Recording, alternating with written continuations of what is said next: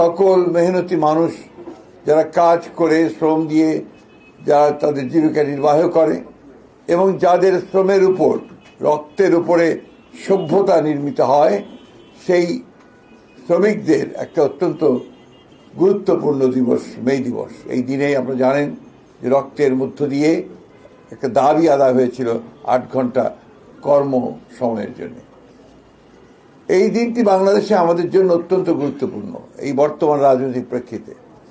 আপনারা জানেন যে দীর্ঘ 17 বছরের একটা দীর্ঘস্থায়ী ফ্যাসিস্টদের বিরুদ্ধে সংগ্রামকে লড়াই করে আমরা একটা ছাত্র গণ অভ্যুত্থানের মধ্য দিয়ে ফ্যাসিস্টদেরকে বিতাড়িত করতে সক্ষম হয়েছি এবং তারপরে প্রায় 1.5 বছর একটি অন্তর্বর্তীকালীন সরকারের তত্ত্বাবধানে থেকে আমরা একটা সম্পূর্ণ নিরপেক্ষ একটা নির্বাচনের মধ্য দিয়ে বাংলাদেশ জাতীয়তাবাদী দল রাষ্ট্র পরিচালনার দায়িত্ব পেয়েছেন। আমাদের নেতা তারেক রহমান সাহেবের নেতৃত্বে তিনি প্রধানমন্ত্রী হয়েছেন। আমি আজকে এক পত্রিকায় একটি সংবাদ দেখলাম, যে সংবাদটি আমাকে অত্যন্ত আহত করেছে। যে জামাত ইসলামের আমির তিনি বলছেন যে বিএনপি ইঞ্জিনিয়ারিং করে ক্ষমতায় এসেছে। আমি এটা তীব্র নিন্দা জানাচ্ছি, প্রতিবাদ জানাচ্ছি এবং তিনি বা তার দল যে কখনোই সুস্থভাবে চিন্তা করেন না তার প্রমাণিত হয়েছে। সমগ্র পৃথিবী, এই সমস্ত যারা অবজারভার এসেছিল, সমগ্র বিশ্বের সমস্ত দেশগুলো, বাংলাদেশের সমস্ত প্রতিষ্ঠানগুলো, পত্র পত্রিকা, মিডিয়া এক বাক্যে স্বীকার করেছে যে এই নির্বাচনটি ছিল এই কালের অর্থাৎ বাংলাদেশ সৃষ্টির পর থেকে সবচেয়ে নিরপেক্ষ, অবাধ এবং সুষ্ঠু নির্বাচন। এবং সেই সুষ্ঠু নির্বাচনের মধ্য দিয়ে বিএনপি তার জনপ্রিয়তার মধ্য দিয়ে 213টি আসন লাভ করে সে সরকার গঠন করার সুযোগ পেয়েছে। সুতরাং জামাতে ইসলামের আমিরের এই বক্তব্য আমি আবার আমার প্রত্যাখ্যান করছি, শুধু নয় নিন্দা জানাচ্ছি এবং ক্ষোভ প্রকাশ করছি।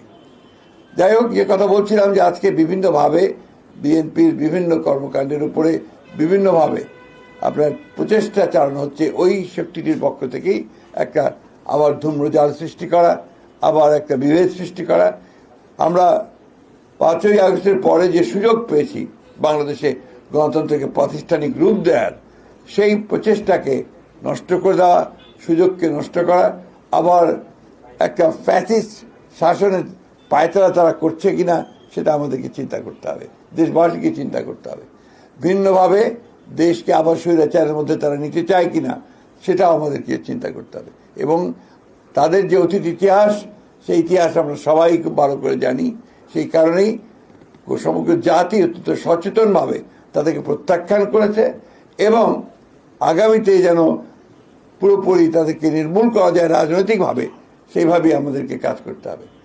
সেই কারণেই এই পয়লা মের যে সমাবেশটি এখানে অনুষ্ঠিত হবে আমাদের পার্টি অফিসের সামনে দুপুর 2টায়, না নামাজের পরেই এই সমাবেশে প্রধান অতিথি হিসেবে উপস্থিত থাকবেন আমাদের দলের চেয়ারম্যান এবং বর্তমানে বাংলাদেশের সবচাইতে জননন্দিত প্রধানমন্ত্রী জনাব তারেক রহমান।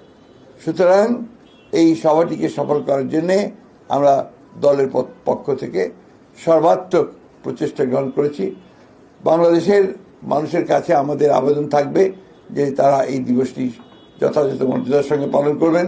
প্রত্যেকটি ইউনিটের, আমাদের জেলা এবং উপজেলা ইউনিটগুলোতে একইভাবে নির্দেশ দেওয়া হয়েছে, তারাও সেইভাবে তারা এই দিবসটি পালন করবেন।